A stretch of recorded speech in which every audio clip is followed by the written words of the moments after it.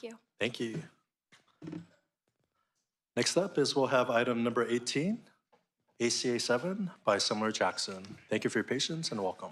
Thank you very much, Mr. Chair. ACA 7 is a Black Caucus priority bill which aims to clarify Section 31A of the California Constitution. The intent is to curtail the abuse and misuse resulting from its improper application and to ensure that constitutional provision aligns with the voters' intentions in 1996. I respectfully ask for an aye vote. Thank you so much. Are there witnesses in support in the hearing room? Good afternoon. Carol Gonzalez on behalf of Ed Trust West in support. Thank you so much. Are there witnesses in opposition in the hearing room?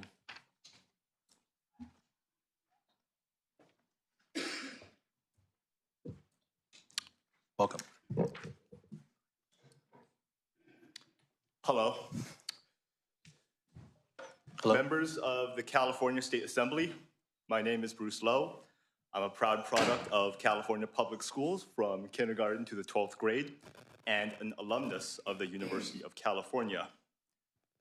Proposition 209 establishes equal treatment under law, and ACA 7 threatens it.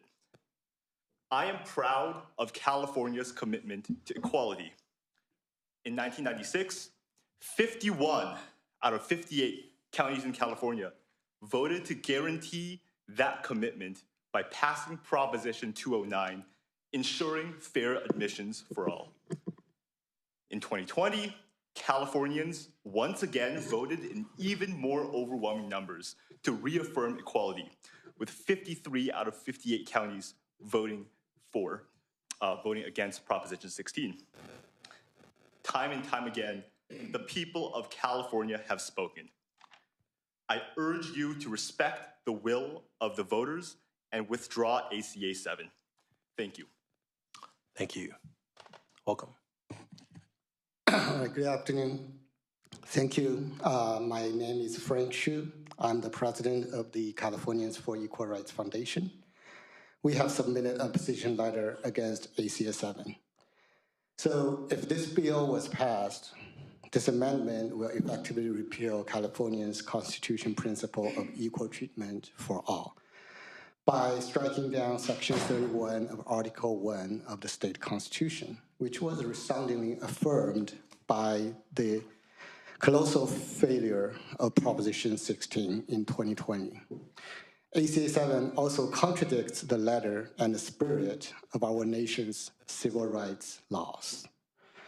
When given the opportunity, a supermajority of California voters at the scale of 9.65 million who come from diverse backgrounds and hold different political persuasions voted against ACA 7, against state-sponsored preferential treatment based on race. Even progressive lawmakers, such as many state senators, don't agree with the idea of attacking Prop 209 in order to achieve equal outcomes. So last year, ACA 7 was failed. And this year, this ACA 7's implementation would undoubtedly lead to de facto preferentials in public education, which also violates a series of federal legislation and the US Constitution. And on another note, we recently sued Fresno Unified School District because this school district gave preferential treatment to certain races. And if this bill passed, as Assembly Jackson would imagine, we probably would not be able to succeed in that bill. But we believe that the federal laws and the California voters would not approve ACA 7. Thank you. Thank you. Are there witnesses in opposition in the hearing room?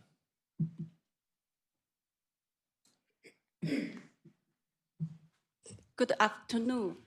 I'm Yu with Ignorance for LPAC. I oppose ACA 7. Thank you. Thank you. Greg Burt with the California Family Council in opposition. Thank you. Are there tweeners in the hearing room? Colleagues, any questions or comments? Vice Chair DeMaio.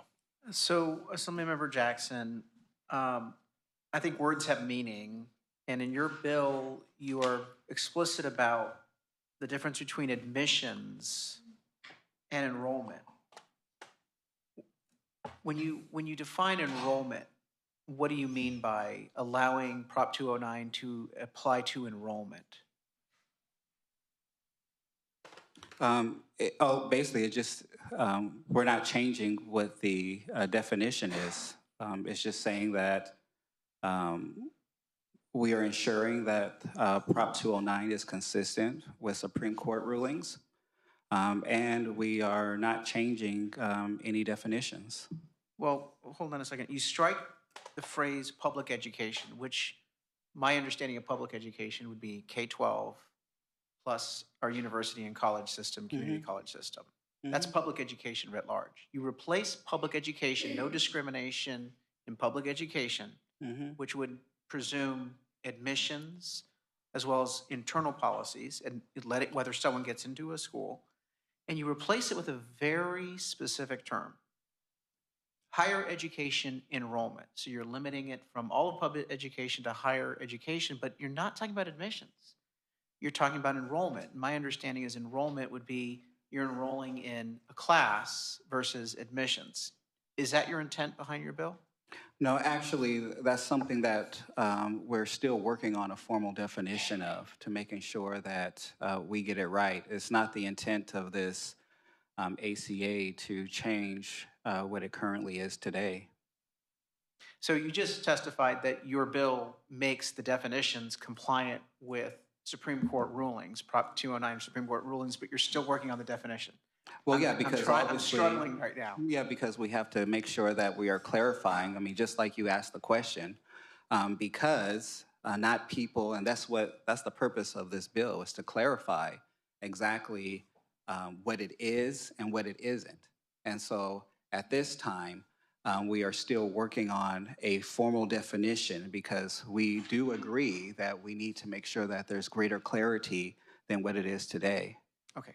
So on that basis that the author has said he's still working on a formal definition, and that I think that's pretty important because he just testified that his bill makes the definition compliant with Supreme Court rulings and Prop 209, bringing it into compliance. I am very worried and very reluctant to support this proposal today, just on the basis of it's not cooked, it's not baked. We can't actually even have a debate on it because it's a moving target. So first and foremost, by the author's own admission, we don't have a definition of how we're changing Prop 209. And I think this committee deserves better. I think this committee owes it to our constituents that if we're going to pass something through the process, to know what we're serving up to other committees or moving perhaps to the floor. Secondly, as has been noted, California voters weighed in on this topic in the 1990s with Prop 209, overwhelmingly rejecting discrimination. Affirmative action in of it itself is the definition of discrimination. Martin Luther King said that he wanted a society based upon the content of our character, merit, not the color of our skin. And that's what California voters ratified and affirmed in the 1990s. And then once again in the 2022 election with an overwhelming rejection of Prop 16 to reaffirm that we want to be a colorblind state. We don't want discrimination.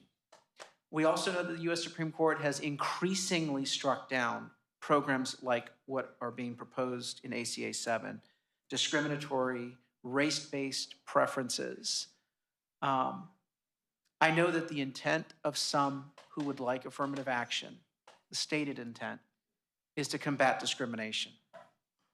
I'll take them at their word that they want to combat discrimination. But providing a preference based on race or any other immutable characteristic is not only unconstitutional under the 14th Amendment, not only is it rejected by the voters, but it is in essence the very form of discrimination that we all say we want to combat. So for these reasons and the fact that the bill has not been clarified as to what it's going to do, I strongly urge a no vote on ACA 7. Thank you. Any further comments or questions? Councilmember Tongpa. This is something that, I've come to know the author of this bill, and I do believe that he has a extremely caring heart.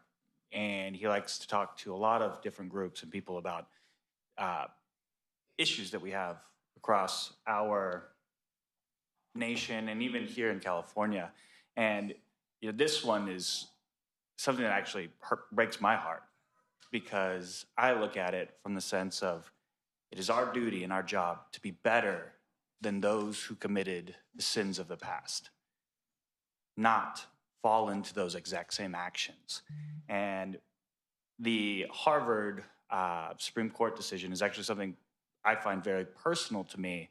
As a Polynesian individual, we are grouped in with Asians because there are not enough Polynesians that we don't have our own demographic group. And that's why you've always heard the term AAPI. And there's studies that have been done that have seen that Polynesians are disproportionately hurt because the overwhelming Asian community that is in higher education, and why the Supreme Court decision needed to be made. And so, while I understand where the author of this bill wants to correct issues that have happened in the past, I don't believe that committing the same sins that our forefathers and people of the past is something that we should do today. The voters of California stood strong in the 90s. The voters of California stood strong again back in 2016, I think, 2022. And I think we should stand strong to our commitment to be better than those in the past, not commit those same sins. And I will be voting no on this as well. But it's important, Assembly Member, for you to know that the example that you just brought up, the intent of this is not to change that. So, your concern is not going to, that's not what this does. And so, more than happy to discuss more further with you, but it's very specific to, when it comes to higher education, this has nothing to do with what you just said it does. Would this, if you don't mind me following up? Yes. Would this try to open up the conversation for discrimination No. on the basis? No. At least it narrows down the scope of the public education to only the higher education enrollment. So for the K-12 and for the college itself, now it does not fall into the scope if it was passed. Thank you. Any further comments or questions from colleagues? Seeing none, Senator Jackson, we'd like to close, please. Thank you very much. Again, as we continue to go through this process, we still have to get through judiciary, and then again on the Senate side. We're going to continue to use this process to listen to stakeholders. We're going to continue to make sure that we get this right. Again, our only intent is to clarify what Section 31 of the California Constitution is and is not, and to ensure that it reflects what the intentions of the voters are, and who best to decide whether we got it right or not, but the voters. So at the end of the day, the voters will be able to decide whether we got it right or not. So with that, respectfully ask for a vote. Thank you so much, Senator Jackson, for bringing this forward. Appreciate the comments as well, and thank you for the insights. And in terms of the measure, we also have some possible concerns that this might remove a tool protecting higher education from DEI investigations by the federal government. But while I'm concerned, I do believe that California should continue to address systemic discrimination. And with that, I will look forward to supporting the bill today. Madam Secretary, roll call, please. I'm sorry, do we have a motion? I'll move it. Thank you, Senator Rodriguez. Do we have a second? A second by Senator Sharp-Collins. Seeing no further discussion, Madam Secretary, roll call, please. File item number 18, ACA number 7. The motion is be adopted to the Judiciary Committee. Fong? Aye. Fong, aye. DeMaio? No. DeMaio, no. Berner? Jeff Gonzalez? No. Jeff Gonzalez, no. Jackson? Aye. Jackson, aye. Mersucci? Aye. Mersucci, aye. Patel? Patel, not voting. Celeste Rodriguez? Aye. Celeste Rodriguez, aye. Sharp Collins? Aye. Sharp Collins, aye. Tongipa? No. Tongipa, no.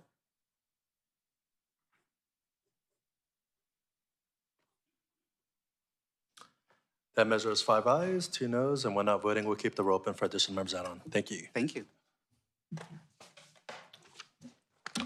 Next up, we'd like